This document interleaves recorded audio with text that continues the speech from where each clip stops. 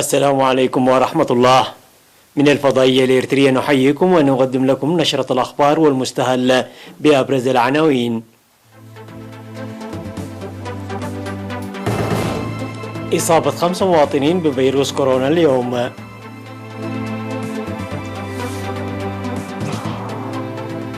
جهود لتوسيع منتجات بذور البطاطس المحسن. دعوة لمواصلة دائمة للتشجير في الإقليم الأوسط. بايدن: الهجمات الإلكترونية يمكن أن تؤدي إلى حرب حقيقية. وزير الدفاع الأمريكي يزور فيتنام ويسعى إلى تقوية العلاقات العسكرية. عشرات الجرحى في حريق قابات قرب منتجع سياحي في تركيا. أهلا بكم. إعلان وزارة الصحة. أعلنت وزارة الصحة أن الفحوصات المخبرية التي أجريت اليوم 29 من يوليو في مراكز العزل بإقليمي الأوسط وجنوب البحر الأحمر صارت إصابة 5 مواطنين بفيروس كورونا. وظهرت 3 من الإصابات في أسمرة بالإقليم الأوسط، وإصابتان في عصب بإقليم جنوب البحر الأحمر. في غضون ذلك شفي 38 مريض كورونا، 25 من إقليم شمال البحر الأحمر و11 من الإقليم الأوسط و2 من إقليم القاشبركة. وبهذا بلغ عدد المصابين بفيروس كورونا في البلاد حتى الآن 6544، شفي منهم 6416، وتوفي 34 مريض كورونا، فيما لا يزال 94 مريض يتلقون العلاج في المستشفيات. وزارة الصحة 29 من يونيو لعام 2021.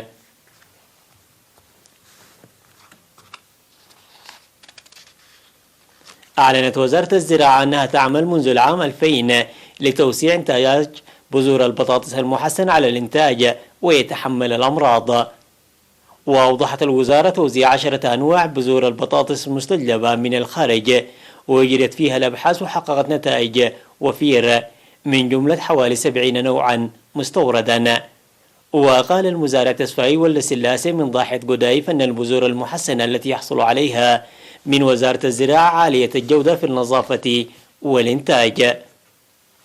وذكرت خبيرة تنمية بذور البطاطس المحسنة في وزارة الزراعة السيد تبره قايم كثرة المزارعين المنمين لبذور البطاطس المحسنة في هذه الآونة، حيث وصل لأكثر من 4000 مزارع وإنتاج أكثر من 300 كنتال من الهكتار الواحد.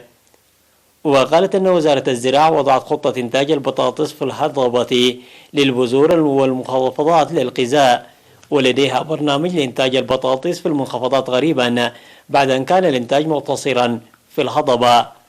وأشارت إلى إقامة مخازن بذور البطاطس المحسنة في مناطق سرجغا وسعد كريستيان وقال نفحي وعد زارنا وعد غيح وسنعفي، داعية المزارعين لإقامة مخازن البذور الخاصة بهم.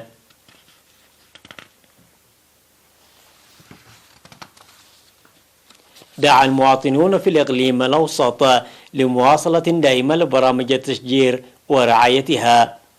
وأوضح الفرص المتدنية لنمو شتول الأشجار التي تغرس في موسم الخريف بحملة الطلاب التنموية وغيرها دون وجود رعاية، ومن المهم التفكير بالرعاية والحراسة قبل غرس الشتول. من ناحية ثانية أوضح المعلمون والمشرفون على الطلاب المشاركون في حملة التنمية في 37 نقطة عمل تنفيذ أعمال فاعلة. ويعمل الطلاب في التشجير وإعداد الحفائر للتشجير وإصلاح مجاري المياه وتنظيم وتوضيب سجلات وأنشطة أخرى. من جهة أخرى قام أعضاء جمعية سيارات الأجرة بنفير في بيت قرقس بالإقليم الأوسط يومي 27 و28 من يوليو، حيث زرعوا 8000 شتلة أشجار وبنوا درجات بطول 3.5 كيلومتر.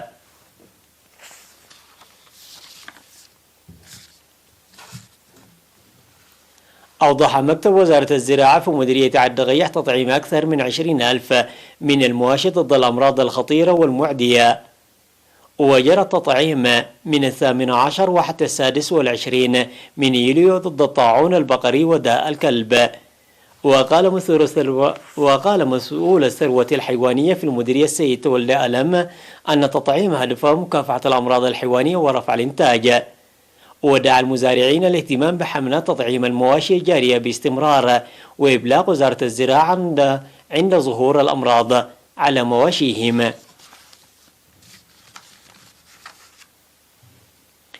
أعلن مكتب إصحاح البيئة في إقليم القاشبركة إصحاح بيئة الضواحي 13 في مديرية لقو عنسبة وتحقيق نتائج ملحوظة لخفض الأمراض المعدية.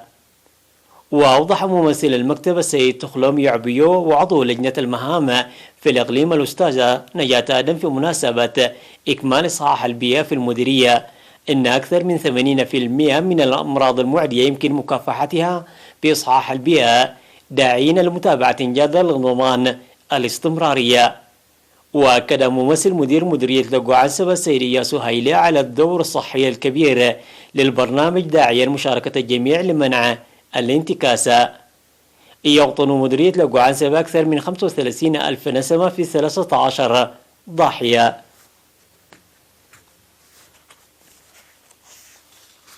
أعرب سكان صرات في مديرية جندة عن ارتياحهم للخدمات الاجتماعية الأساسية التي أسهمت في الاستقرار وتطور المنطقة.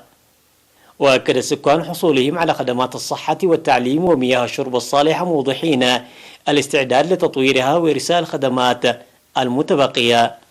وقال مسؤول عيادة صرات الممرض أحمد الحاج أن العيادة تقدم خدمات رعاية الأمومة والطفولة والتطعيم المنتظم للأطفال دون سن الخامسة والتوعية الصحية، مشيرا إلى انخفاض الأمراض المعدية في الأطفال بنسبة 80% وفي الكبار بنسبة أكثر من 75%. الأخبار العالمية بعد فاصل قصير.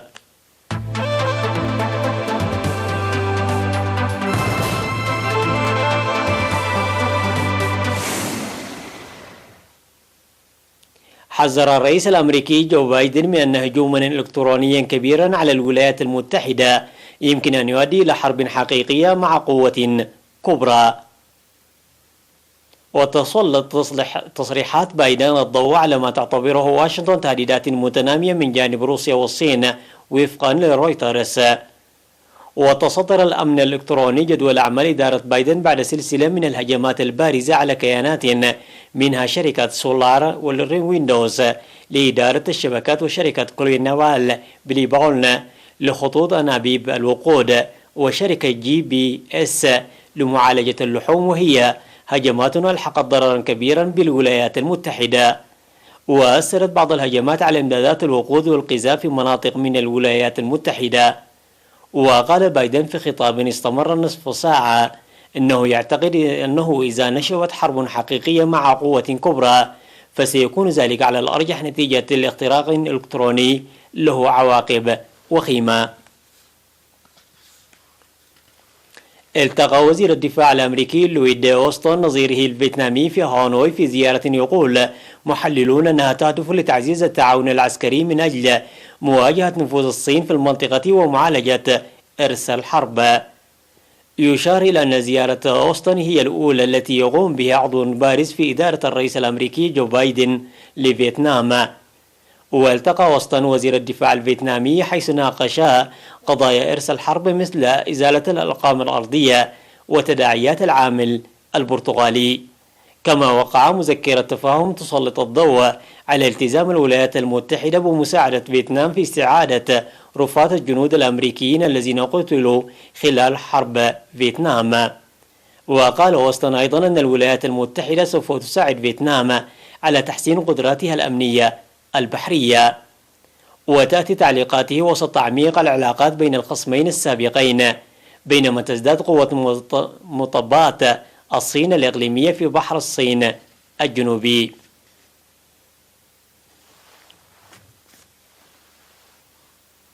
أفادت وسائل إعلام تركيا أن حريق غابات اندلع قرب منتجع انطاليا السياحي في جنوب تركيا وصل إلى مناطق مأهولة بالسكان، حيث أسفر عن إصابة عشرات الأشخاص بجروح، واضطر السكان واضطرت السلطات لإخلاء 4 أحياء بكاملها من سكانها. والحريق الذي اندلع في غابة منافقات بمحافظة أنطاليا المطلة على البحر المتوسط سرعان ما وصل بدافع من الرياح العاتية إلى المناطق الغريبة المأهولة بالسكان، حيث أتى على عدد من المنازل في منطقة كليمالار.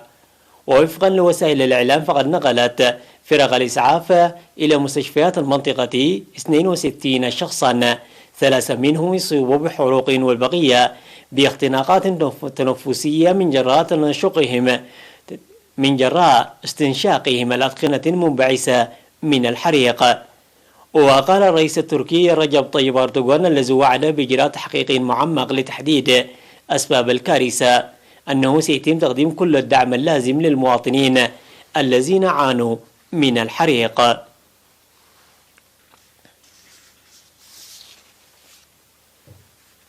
حققت شركة آبل العملاقة في مجال المعلوماتية والإنترنت أداء أفضل من المتوقع على صعيد الأرباح في البورصة والإيرادات خلال الربع الممتد من إبريل إلى يونيو، مدعومة بالارتفاع الكبير في مبيعات هواتف آيفون.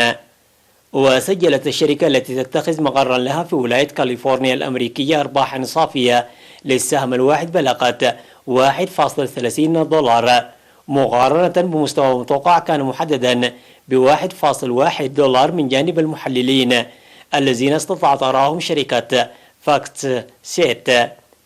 وعلى صعيد التوزيع الجغرافي سجلت المناطق الرئيسية التي تعمل فيها المجموعة تحسنا في النتائج المالية، وقد تصدرت القائمة الصين التي عادت إلى الانتعاش الاقتصادي باكرا بعد الأزمة الصحية مقارنة بسائر أنحاء العالم.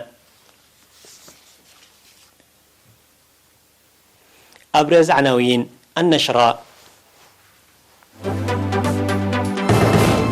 إصابة 5 مواطنين بفيروس كورونا اليوم.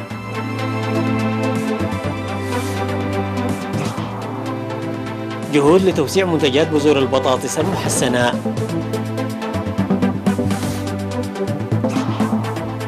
دعوة لمواصلة دائمة للتشجير في الإقليم الأوسط. بايدن: الهجمات الإلكترونية يمكن أن تؤدي إلى حرب حقيقية. وزير الدفاع الأمريكي يزور فيتنام ويسعى إلى تقوية العلاقات العسكرية. عشرات الجرحى في حريق غابات قرب منتجع سياحي بتركيا. انتهت النشرة وإلى اللقاء.